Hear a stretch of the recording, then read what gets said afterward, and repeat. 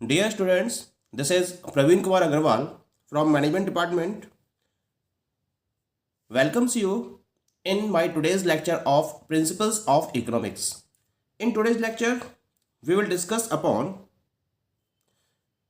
the perfect competition.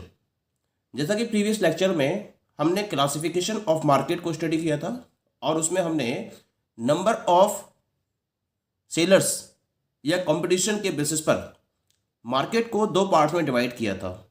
The first one was the perfect competition and second one was the imperfect competition. Imperfect competition को भी हमने divide किया था monopoly, डिओपोली, oligopoly and monopolistic में. तो हमें करना क्या है, यहाँ पर हमें इन पर्टिकुलर मार्केट्स के कॉन्सेप्ट को डिस्कस करना है, इनके फीचर्स को डिस्कस करना है और इन पर्टिकुलर मार्केट्स में किस तरीके से प्राइस आउटपुट को डिटरमाइन किया जाता है या इक्विलिब्रियम पोजीशन को किस तरीके से फॉलो किया जाता है, इस पर्टिकुलर पॉइंट को भी हमें इन डिफरेंट मार्केट्स के रेफरेंस में स्टडी करना है. तो इसी सीक्वेंस में आगे बढ़ते हुए हम पहले बात करेंगे अबाउट द परफेक्ट कॉम्पिटिशन. क्या कॉन्सेप्ट है परफेक्ट कॉम्पिटिशन का? Perfect competition, it is a market where in there are large number of buyers and large number of sellers and they are selling homogeneous product. ये वो market होता है जहां large number of sellers होते हैं. Buyers तो large number of quantity में available हैं ही हैं, लेकिन जो सेलर्स हैं वो भी लार्ज नंबर क्वांटिटी में अवेलेबल होते हैं और जितने भी सेलर्स हैं they all are selling the homogeneous product. अब क्योंकि number of sellers large quantity में अवेलेबल है और उनका प्रोडक्ट कैसा है, होमोजीनियस है. होमोजीनियस प्रोडक्ट का मतलब क्या होता है, the product is similar, identical, यानी कि एक प्रोड्यूसर के प्रोडक्ट में और दूसरे प्रोड्यूसर के प्रोडक्ट में कोई भी डिफरेंस नहीं होता है. सेम फीचर्स होते हैं, सेम कैरेक्टरिस्टिक्स होती हैं, किसी भी तरीके का डिफरेंशिएशन इन टाइप के प्रोडक्ट्स में अवेलेबल नहीं होता है. तो ऐसे प्रोडक्ट को हम होमोजीनियस प्रोडक्ट का नाम देते हैं. Because there are large number of sellers, तो लार्ज नंबर ऑफ सेलर्स होने की वजह से कोई भी एक सेलर इस पोजीशन में नहीं होता है कि वो मार्केट को डोमिनेट कर सके या वो डोमिनेंट पोजीशन में नहीं होता है, यानी कि वो अपने बेसिस पर मार्केट के प्राइस को डिसाइड नहीं कर सकता. तो फिर परफेक्ट मार्केट में प्राइसेस को डिसाइड कैसे किया जाता है? परफेक्ट मार्केट में प्राइस को डिटरमाइन करने के लिए इंडस्ट्री की मार्केट मैकेनिज्म के थ्रू फॉलो किया जाता है. मार्केट मैकेनिज्म सप्लाई फोर्सेस और डिमांड फोर्सेस के बेसिस पर प्रोडक्ट के प्राइस को डिटरमाइन करती है. जैसा कि हमने प्रीवियस लेक्चर में डिस्कस किया था कि मार्केट मैकेनिज्म का मतलब होता है सप्लाई फोर्सेस और डिमांड फोर्सेस जिस पर्टिकुलर पॉइंट पर इंटरसेक्ट करते हैं और जहां ये दोनों इक्वल होते हैं, वो पॉइंट क्या होता है, that point is known as the equilibrium point. और उसके करस्पॉन्डिंग जो प्राइस डिसाइड होता है, उसी प्राइस पर जितने भी सेलर्स हैं उनको अपने प्रोडक्ट को सेल करना होता है. कोई भी सेलर ना तो उस पर्टिकुलर प्राइस से ज़्यादा और ना ही उस पर्टिकुलर प्राइस से कम प्राइस पर अपने प्रोडक्ट को सेल कर सकता है, यानी कि उसको उसी पर्टिकुलर प्राइस पर मार्केट में अपने प्रोडक्ट को सेल करना होगा. वो चाहे तो इस पर्टिकुलर प्राइस पर ज़्यादा क्वांटिटी सेल करे या फिर कम क्वांटिटी सेल करे, ये उसका अपना पॉइंट ऑफ व्यू है, लेकिन प्राइस में वो कोई भी चेंज नहीं कर सकता. It means all the firms in the market sell the product at the prevailing price as decided by the market mechanism in the industry. तो हम इस टाइप के मार्केट को परफेक्ट कंपटीशन या परफेक्ट कॉम्पिटिटिव मार्केट की category में रखते हैं. क्लियर? जैसे आपने देखा होगा, वैसे तो कोई आइडियल परफेक्ट मार्केट अवेलेबल नहीं है इन प्रेजेंट सिनेरियो, लेकिन एक नियर बाय परफेक्ट मार्केट की बात करें, for example you are going to the vegetable market, तो वेजिटेबल मार्केट है, फ्रूट मार्केट है, ये नियर बाई परफेक्ट मार्केट की तरफ होते हैं, लेकिन इन्हें हम एग्जैक्टली परफेक्ट मार्केट की कैटेगरी में नहीं रख सकते. जैसे पोटैटो है, तो आप डिफरेंट सेलर्स के पास जाओगे, each and every seller is selling same type of potatoes in the market, तो it is near by perfect market situation but not exactly perfect competitive market. Clear? अब हम बात करते हैं about the features of the perfectly competitive market. तो यहां मैंने different features define किए हैं इसके. The very first feature is the large number of buyers and sellers. यानी कि परफेक्ट मार्केट में सबसे खास बात क्या होती है, यहां लार्ज नंबर ऑफ बायर्स और लार्ज नंबर ऑफ सेलर्स भी होते हैं. बायर्स तो लार्ज क्वांटिटी में हैं, बायर्स के साथ साथ सेलर्स भी लार्ज क्वांटिटी में अवेलेबल होते हैं. That is the first point. जब तक सेलर्स और बायर्स लार्ज क्वांटिटी में नहीं होंगे तब तक हम परफेक्ट कंपटीशन की फर्स्ट कंडीशन को सेटिस्फाई नहीं कर सकते. This is the very first condition that must be satisfied in order to be a market a perfect market.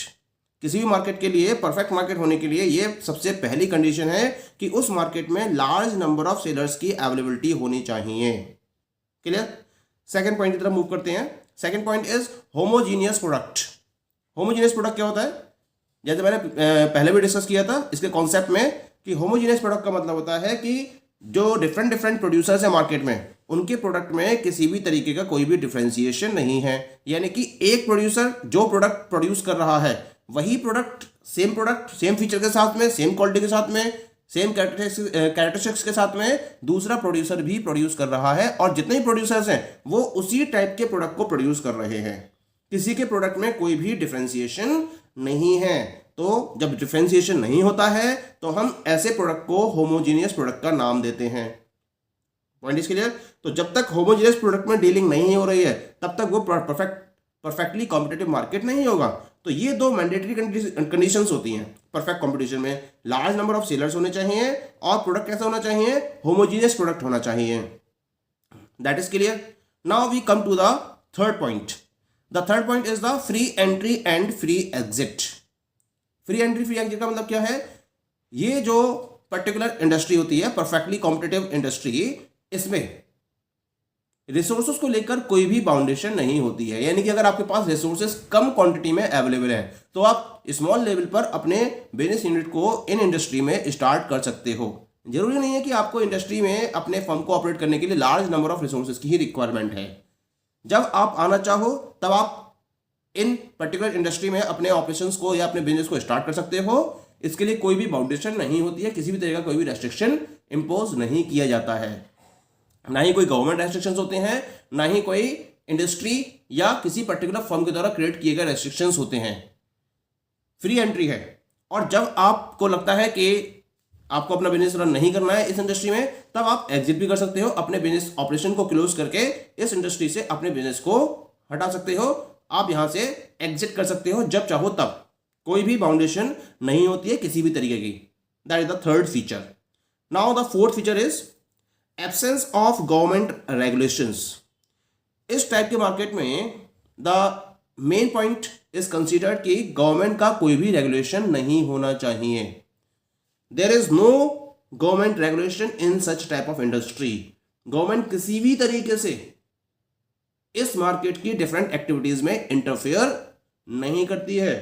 Interference नहीं होता है उसका.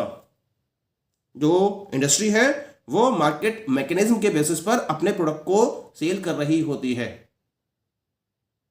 गवर्नमेंट किसी भी टाइप के रूल्स एंड रेगुलेशंस को फॉलो नहीं करती है और इंडस्ट्री अपने रूल्स एंड रेगुलेशंस के अकॉर्डिंग डील कर रही होती है. तो ये सपोज किया जाता है कि यहां गवर्नमेंट के कोई भी रेगुलेशंस नहीं होते हैं, कोई भी रूल्स एंड रेगुलेशंस नहीं होते हैं, उनकी कंप्लीटली एब्सेंस होती है. ओके.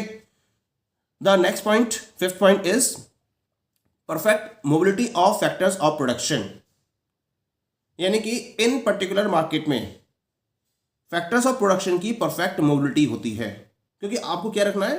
आपको प्राइस को कांस्टेंट रखना है, फिक्स रखना है.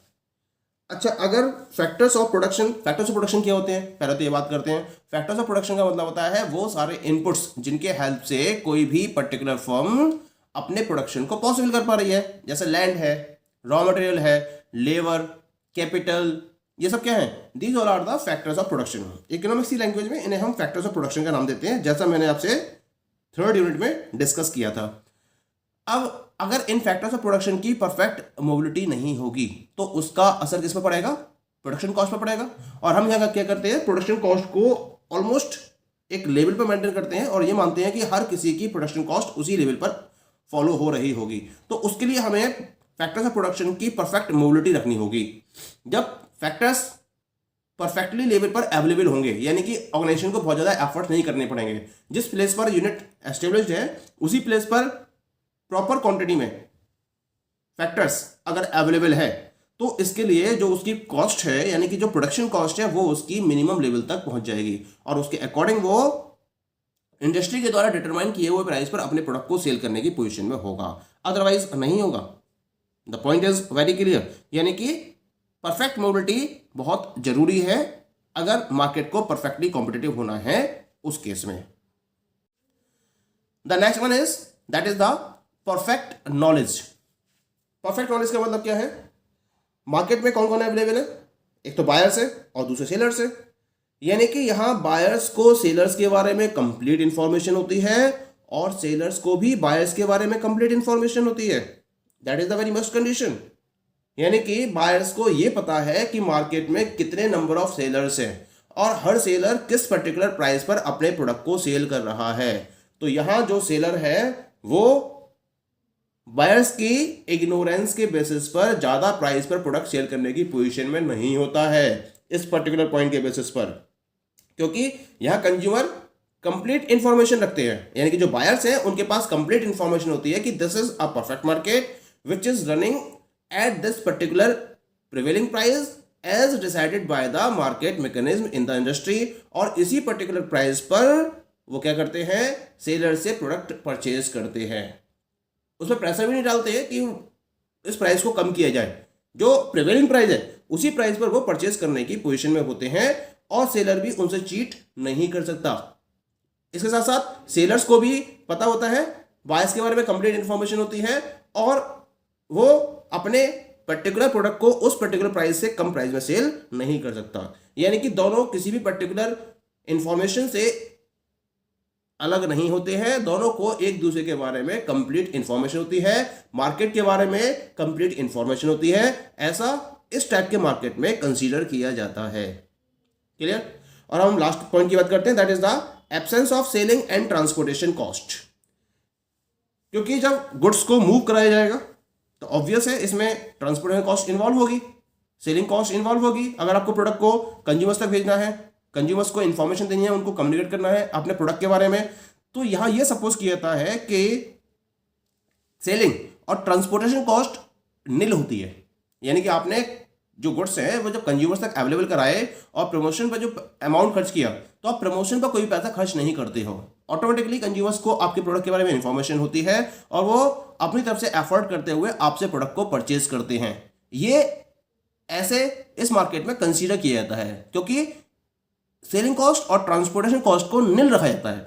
अगर सेलिंग कॉस्ट और ट्रांसपोर्टेशन कॉस्ट नील नहीं होगी तो क्या होगा? उसका इफेक्ट कहां पड़ेगा? प्रोडक्शन कॉस्ट में पड़ेगा, क्योंकि इनकी कॉस्ट अल्टीमेटली कहां जुड़ेगी? प्रोडक्शन कॉस्ट में।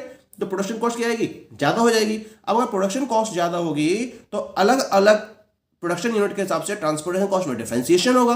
तो यानी कि हर पर्टिकुलर प्रोडक्शन यूनिट के डिफरेंस में ट्रांसपोर्टेशन कॉस्ट में डिफरेंस होने की वजह से उनकी प्रोडक्शन कॉस्ट भी अलग अलग होगी। तो इससे क्या होगा? प्राइजेस में वेरिएशन हो जाएगा, प्राइजेस डिफरेंट हो जाएंगे। जबकि परफेक्ट मार्केट क्या कंसीडर करता है? प्राइजेस क्या होने चाहिए? कांस्टेंट होने चाहिए, इनमें कोई भी चेंज नहीं होता है। तो इस प्राइस को कांस्टेंट रखने के लिए ट्रांसपोर्टेशन कॉस्ट और सेलिंग कॉस्ट दोनों को जीरो रखा जाता है। यह माना जाता है कि दोनों प्रेजेंट नहीं है। There is absence of selling and transportation cost in perfectly competitive market. तो ये तो बात हो गई about the features of perfectly competitive market की।